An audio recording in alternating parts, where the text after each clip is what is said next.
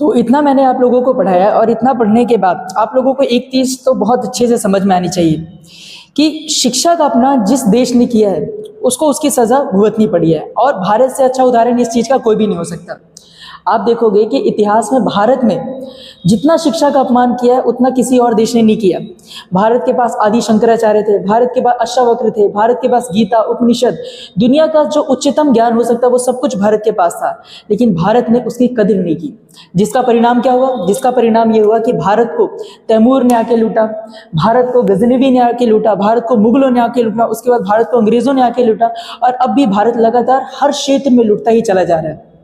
तो जो देश शिक्षा का अपमान करेगा, आप पाओगे उस देश को लूटने से कोई नहीं रोक सकता, क्योंकि भारत ही एकमात्र ऐसा देश है जिसके पास सब कुछ था मगर शिक्षा की उसने कदर नहीं की। तो इतिहास आपको यही चीज सिखाने के लिए, इतिहास आपको सिखाता है कि जब शिक्षा का अपमान होगा, जब ज्ञान को दो कौड़ी का समझा जाएगा, तो आपको कोई भी रौंद के चला जाएगा।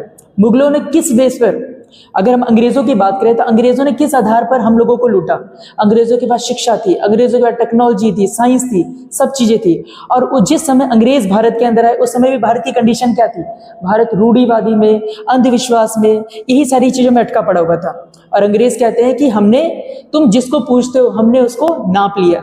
हम आसमानों को पूछते थे, हम पहाड़ों को पूछते थे, ठीक है, हम नदियों को पूछते थे, अंग्रेज कहते थे हमने इन सभी चीजों को नाप लिया। तो शिक्षा क्या है? तो हमारे पास इस हिस्ट्री के जो भी आज हमने लेक्चर पढ़ा, इससे हमने क्या सीखा? हमने सीखा शिक्षा का अपमान मत करो।